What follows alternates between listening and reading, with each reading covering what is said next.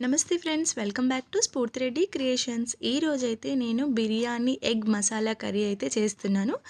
అది ఏ విధంగా చేసుకోవాలో ఈ వీడియోలో అయితే చూపించేస్తున్నానండి. నా వీడియో కనుక ఫస్ట్ టైం చూస్తున్న వాళ్ళైతే తప్పకుండా సబ్స్క్రైబ్ చేసుకోండి. వీడియోలోకి అయితే వెళ్ళిపోదామా. ఈ బిర్యానీ ఎగ్ మసాలా కర్రీ అండి పూరీలోకి కానీ ప్లస్ చపాతీలోకి రైస్లోకి అయితే చాలా బాగుంటుంది. మీరు ఒకసారి ఇలా ట్రై చేయండి. రెస్టారెంట్ స్టైల్లో అయితే వస్తుంది. చాలా సూపర్గా ఉంటుంది. ఈ బిర్యానీ ఎగ్ మసాలా కర్రీకి కావాల్సిన పదార్థాలు ఏంటో ఒకసారి మనం చూసేద్దాం. టమాటాలు, ఆనియన్స్ అండి, పచ్చిమిర్చి, కరివేపాకు, కొత్తిమీర. అయితే ఆనియన్స్ అయితే ఎక్కువనే పడతాయి, ఎందుకంటే మనకు గ్రేవీ కోసం కావాలి కాబట్టి ఆనియన్స్ అయితే ఎక్కువ తీసుకోండి. అలాగే చింతపండు నానబెట్టి పెట్టుకున్నాను.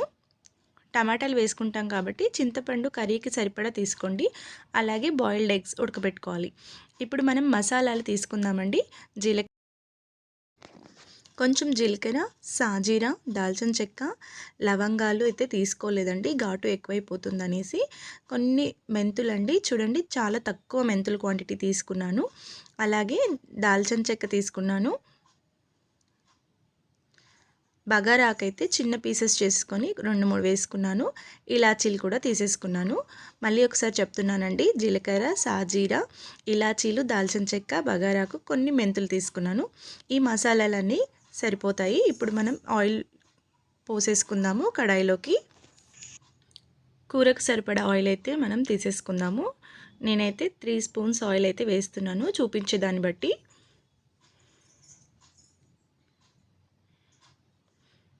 ఇప్పుడు ఈ మసాలాలన్నీ వేసేసుకుంటున్నానండి.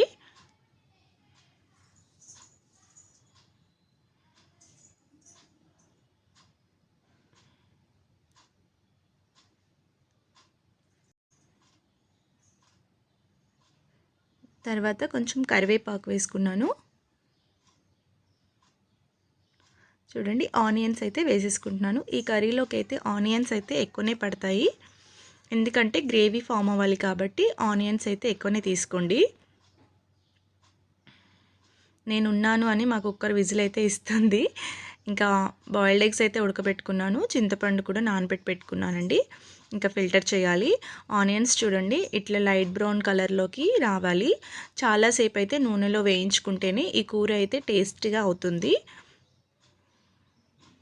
చూడండి మనం ఎన్ని ఆనియన్స్ వేసినా కూడా ఎంత తక్కువగా కనిపిస్తున్నాయి చూడండి. అవి ఉడికేసరికి అందుకోసమని ఆనియన్స్ క్వాంటిటీ అయితే ఎక్కువ ఉండాలి. ఇంకా అల్లం వెల్లుల్లి పేస్ట్ అయితే వేసేస్తున్నాను. ఫ్రెష్ తీసుకోండి కర్రీలోకి. ఒకవేళ మన దగ్గర ఫ్రెష్ది లేదు అనుకుంటే ఓన్లీ వెల్లిపాయలు వేసుకున్నా సరిపోతుందండి. అల్లం వేసుకోకుండా ఓన్లీ వెల్లిపాయలు వేసుకున్నా కూడా ఈ కూర టేస్ట్ అనేది చాలా బాగుంటుంది. నా దగ్గర అయితే ఫ్రెష్ అల్లం వెల్లుల్లి పేస్ట్ ఉంది కాబట్టి నేనైతే అల్లం వెల్లుల్లి పేస్ట్ అయితే తీసేసుకున్నాను. అల్లం వెల్లుల్లి పేస్ట్ ఫ్రెష్ది కాబట్టి అడుగు అయితే పడుతుందండి. అడుగు పట్టకుండా ఒకసారి ఈవెన్గా కలిపేసుకోవాలి. ఇలాగా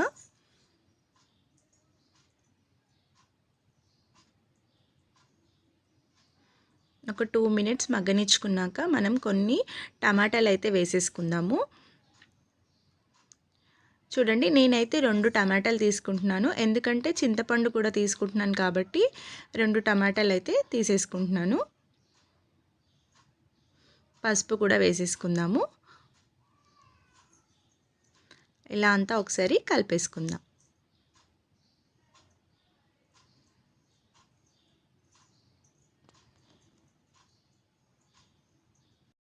టమాటాలు కూడా కొద్దిసేపు నూనెలో మగ్గనిద్దామండి. నేనైతే రా సాల్ట్ అయితే కొంచెం వేసుకున్నాను. మూత పెట్టుకొని కొద్దిసేపు అయితే ఉడకనిద్దాం. చూడండి టమాటాలు అయితే కొంచెం ఉడికిపోయాయి కదా.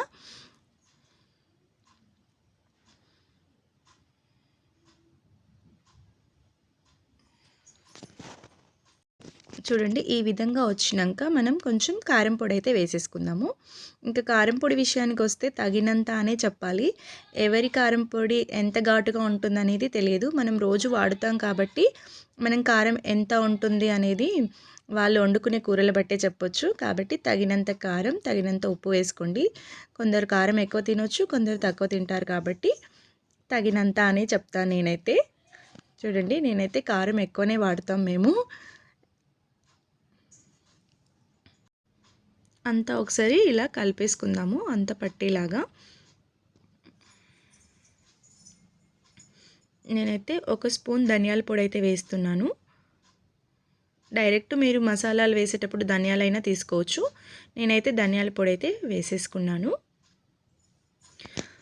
ఒక 2 మినిట్స్ మళ్ళీ మూత పెట్టేసి ఉడికించుకుందామండి. ఆ పచ్చివాసన అంతా పోతుంది. కర్రీ చూడండి ఇలా అవుతుంది కదా. ఇంకా చింతపండు అయితే ఫిల్టర్ చేసి పెట్టేసుకుందాము. ఇంకా మా చింతపండు అయితే ఊరదండి, కొంచెం స్వీట్గా ఉంటుంది, అంత పులుపు అయితే ఉండదు. ఇంకా ఇదైతే గ్రైండ్ చేసేసుకున్నాను. కాకపోతే పేస్ట్ అనేది ఇవి కన్సిస్టెన్సీ వచ్చే వరకైతే గ్రైండ్ చేసుకోండి. కొంచెం మెత్తగానే గ్రైండ్ చేసుకోవాలి. ఇంకా అదే పెనం తీసుకొని అయితే నేను స్టవ్ వెలిగించుకొని ఆయిల్ అయితే పోసేసుకుంటున్నాను. ఇంకా కూరకు సరిపడా ఆయిల్ అయితే వేసేసుకుంటున్నాను.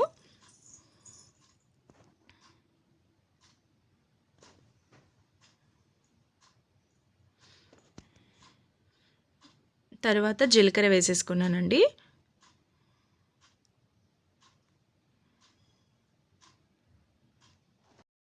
జీలకర్ర వేగాక కొంచెం బగారాకు తీసుకుంటున్నానండి. ఇది బిర్యానీ ఎగ్ మసాలా కాబట్టి బగారాకు అయితే స్కిప్ చేయకండి. బగారాకు కొంచెం స్మెల్ వస్తుంది.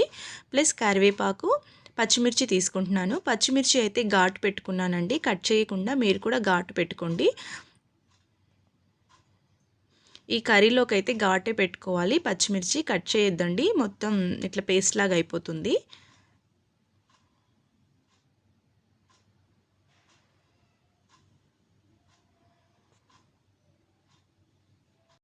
పచ్చిమిర్చి అవన్నీ వేగాక ఈ పేస్ట్ అనేది అందులో వేస్తున్నానండి నేను. చూడండి, నూనెలో అయితే ఆ పేస్ట్ వేసేసుకోవాలి. ఒకసారి అంతా కలిపేసుకోవాలి. ఒకసారి మీరు ఇలా ట్రై చేయండి, చాలా బాగుంటుంది కర్రీ అయితే. పేస్ట్ అనేది పచ్చివాసన పోయే వరకు కూడా నూనెలో అయితే మగ్గనిచ్చుకోవాలి. చూడండి, కలర్ఫుల్గా కనిపిస్తుంది కదా. మనకి ఇలా చేసుకుంటే రెస్టారెంట్ స్టైల్లో వస్తుందండి. తర్వాత కొంచెం చింతపండు రసం అయితే పోసేసుకుంటున్నాను.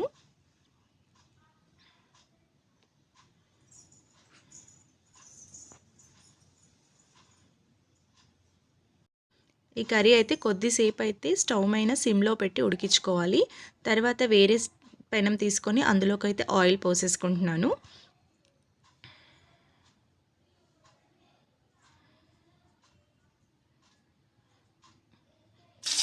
ఉడకబెట్టుకున్న గుడ్లు ఉన్నాయి కదండి, అవి వేసుకొని కొంచెం పసుపు, ఉప్పు,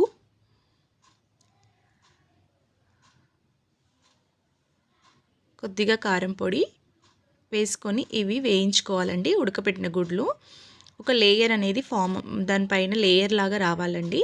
మరి థిక్ లేయర్ వస్తే మాత్రం గ్రేవీ అనేది అందులోకి ఇనకదు. కాబట్టి మామూలుగా పల్చటి లేయర్ వచ్చే వరకు అయితే ఉడికించుకుందాము కొంచెం నూనెలోకి.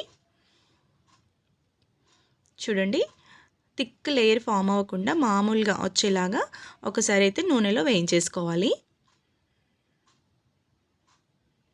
ఇవి కలుపుతూ ఉండాలండి, లేకపోతే కింద అడుగు అయితే పట్టేసుకుంటుంది.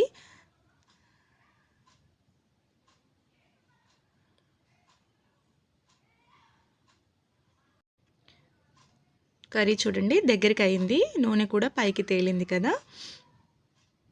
ఈ విధంగా వచ్చేలాగా కొంచెం సేపు సిమ్లో పెట్టయితే మూత పెట్టి ఉడికించుకోవాలి. అప్పుడైతే ఈ పచ్చివాసన అంతా పోతుంది. పచ్చిమిర్చి కూడా చూడండి ఎంత బాగా కనిపిస్తుందో. తర్వాత మనం ఈ ఎగ్స్ అనేది కూడా అందులో వేసేసుకోవాలి. తర్వాత కొత్తిమీరతో అయితే గార్నిష్ చేసేసుకుంటున్నాను.